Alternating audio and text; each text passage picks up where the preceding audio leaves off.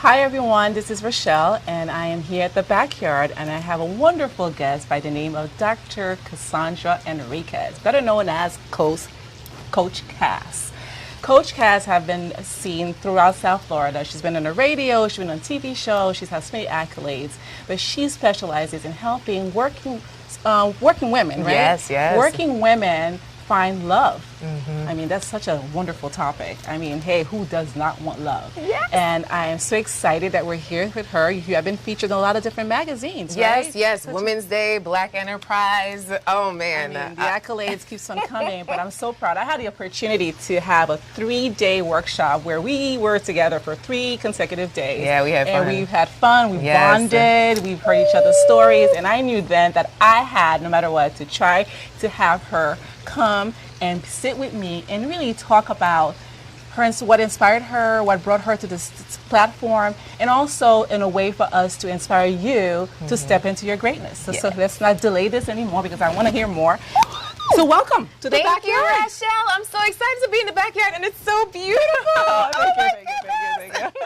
So tell me. Okay. Tell us how. Here we go. How does Coach Cass come to be? So once upon a time, Rachelle, I was dating a guy that I thought was the one. Have you ever thought somebody was the one before? Oh boy. Yeah. Have we all gone through this? Yes. So we traveled together. We invested in business together. We talked about the future together. I just knew that this was the one for me.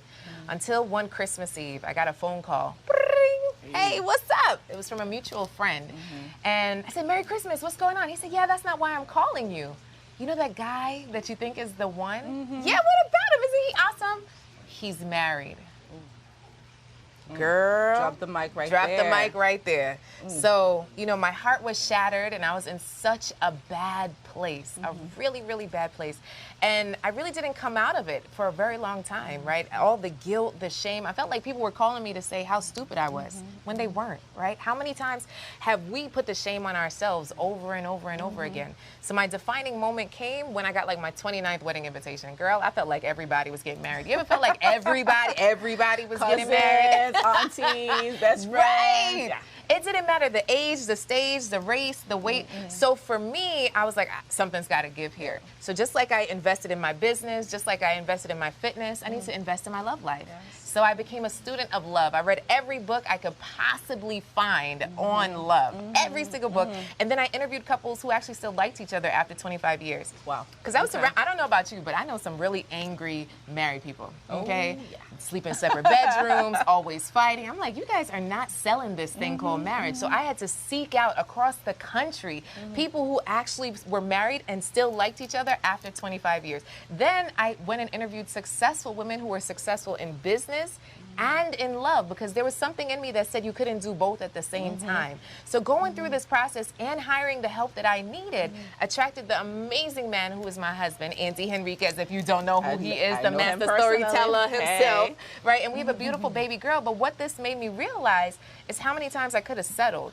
And how many of us know a woman who's in a relationship that's settling, you know? And I'm like, I don't want that for our women. I don't.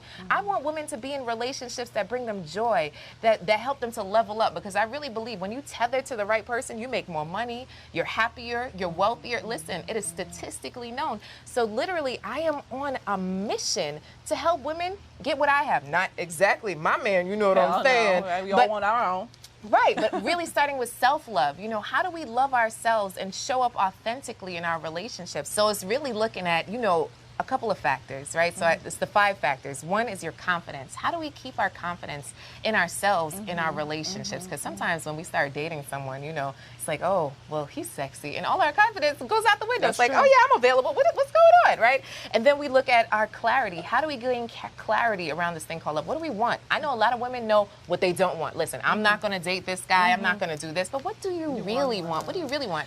But this actually brings me to a question, right? Because you just mentioned earlier that you are, you know, you have women that it's hard for them to do both, right? They have they think they cannot do both, right? They cannot be business owners plus have love. Right. And I think that's a stigma that's out there, That's that a big one. women that are professional entrepreneurs are having such a hard time, quote unquote, to find love. Yes. Right? So I think, I mean, this is why this actually is attractive to me, because you realize, like, you know what, you are able actually to tap into both with the right processes in place. Yes. And this is what I think what you're doing is amazing out there, Thank because you. it also helps other women understand that, you know what, I may be in this stage right now, but with the right help, with the right path, with the right, you know, tools out there, I mean, which leads me to the question, because I know we're jumping into things, but like when I said tools, I'm thinking that you have a tool too that I'm sure you brought with you. Oh, I did. You I know, did, girl. That with the right tools, that it could help you actually move to that next stage. Okay, so I created the Love Deck, and one side is affirmations, right, to affirm who we are, because unfortunately, 90% of our thoughts are negative, and 85% of those thoughts repeat day after day. So just think of Finding Nemo and that Dory fish that's always forgetting where she is. Like, that's our brain. The same thoughts repeat over and over and over again. And unless we train ourselves to think more positively, it's not going to happen. So on one side, it's an affirmation, and then on the other side is a question. Awesome. Now, literally, what's cool about these cards is I thought of at least over 50 questions that you should ask someone that you're thinking about choosing as the one. Because what happens when you date? You're just thinking about, okay, where are we gonna eat? How sexy are you? And that's it. Like, really, like, what are the metrics? The deeper layer, yes, we don't really get into. We need something more. We need something more there. So some of the questions, okay, look at this one on the back. Okay. I am faithful. Ooh. What would you define as cheating? Ay, ay, ay, ay, ay. Yeah, that's a deep question, Right? because at times you wonder, would your thought be a cheating moment? Is it only action related? But some people have friendships that cross the line, right? You know, oh, well, it's just a friend. Is that just a friend? Or are they on the shelf for next? You know, so you really have to start thinking about, okay, well, what is emotional cheating? What is physical cheating? What are you okay with, right? Is flirting okay? These are questions that many people don't have a conversation about, and then you end up in issues. I literally got a call from a friend 2 days ago, and somebody he's dating was flirting with someone else. And it's like, he didn't like that. So how much of that is He don't like perception, that. though? Well, you know, how much of that you would think is perception, though? Well, it's conversation, you know, because perception is reality, right? So what you perceive is reality. So unless we have a conversation about it, you're still going to have those same you're feelings. stuck with this assumption that something is. Right. So it's so important to have conversations about, okay, well, what was that? You know, that made me feel a little uncomfortable, and being okay with speaking up. Because sometimes I'll tell you about a client that I have.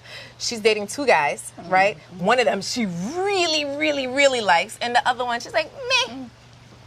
And the guy she really likes said, you know what, I want to get to know other people. I just moved down here to Miami, and, you know, we'll see if this works. And so literally she's been dating the other guy as just a space filler. So I had to call her out. Listen, this guy has you on the shelf, and this guy you just have around. You need to get rid of both of them. And she's just like, oh. Wow. Boundaries. Which brings another question. So do you encourage multiple dating Yes. until, okay, Yes. so tell me more, because not everybody feels this way. Listen, most of my clients are over the age of 35, okay? We don't have time to be, okay, let me date you for 2 years and then see if this is gonna work, right? Okay. So I'd rather you date multiple people, and then it's a survival of the fittest, right? We need to see who's gonna make it to the top, right? Do you share that you're doing that Yes, at the time? yes, yeah, you share it. You don't lie to the people, right? I'm sure in this process of like starting, when did you first like launch your business? Oh, wow, it's been over 15 years. Okay. Yeah, it's been over 15 So years. what, I mean, I know what inspired you because you expressed it, but have you experienced any, like, what were the setbacks that you experienced throughout your journey in becoming Coach Cass? Okay, so that's been a journey, right? So I started out actually as a wellness coach. So my background is in public health. I wanted the whole person to be holistically well.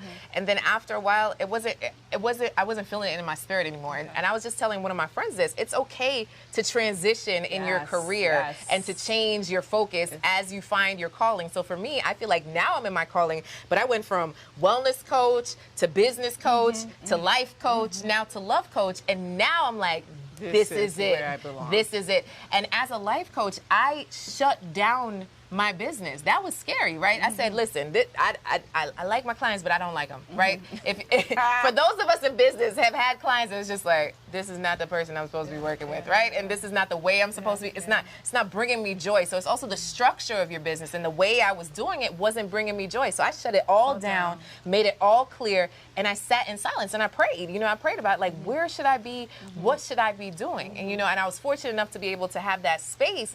But if I didn't do that, I'd continue coaching in a space that I wasn't happy in. Even though I was getting people results, even though they were still happy, I wasn't happy. So it's important for you to choose something that brings you joy. So that was big for me. I personally experienced the same thing. As a social worker myself, I did a lot of counseling, and then I worked in a hospital setting for a while, and I did a lot of counseling, and I realized it wasn't for me. So it was one of those things. It's like, okay, I didn't find fulfillment anymore in this. I enjoy the career.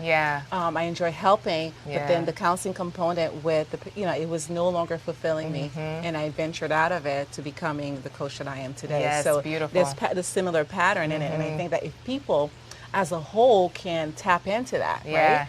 And it's hard. It's not as easy as we think it is, because it's a process, right? But if we're able to tap into that, to realize, okay, this is not me, or is it not for me at the moment? What else? What fulfills me? Right. Which is really the topic we're talking. We're talking about fulfillment. How do you find fulfillment, and how do you connect with your true purpose?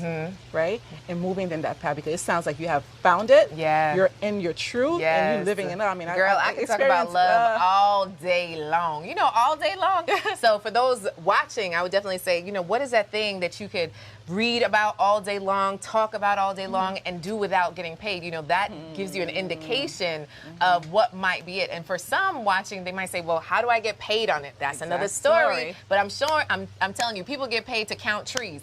I went to the Oprah Vision Tour, and she was talking about, y'all, there is a tree counter. Okay, somebody counted her trees. So if somebody could get paid, to count trees, whatever it is that you want to do, you can get paid for.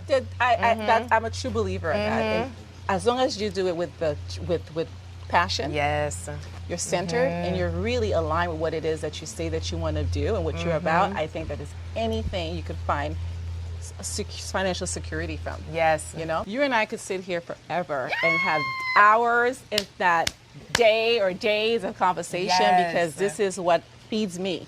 So I appreciate you today. I appreciate you taking this time, because conversations like that is what really feeds me. That's what brings me to a different stage in life, because it makes me want to continue, make me realize I'm not alone, and there are so many other people out there doing greatness, and Coach Cash is one of them. Before we leave, would you please give a word of advice? What advice could you share with anyone watching that are trying to step into their light? Okay, trying to step into your light.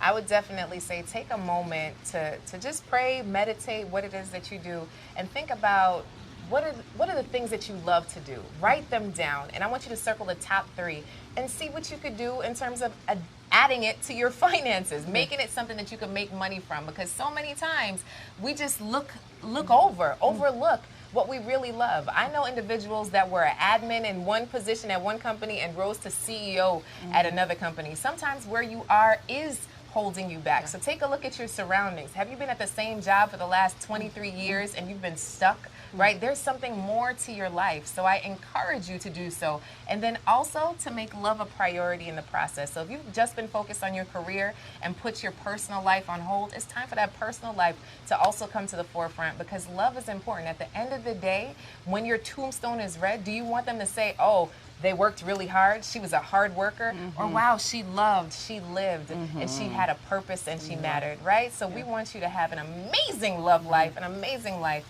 And thank you guys so much for tuning in to the Backyard Chat. Thank you for actually blessing me with your presence today, actually. Yes, so Rachelle. I'm so excited that Coach Cash was here, and I appreciate you guys tuning in. And I can't wait to share more with you, because we have a whole lineup of greatness coming your way. Thanks for tuning in. Coach Cash, thank you. Bye, darling. Thank you so much.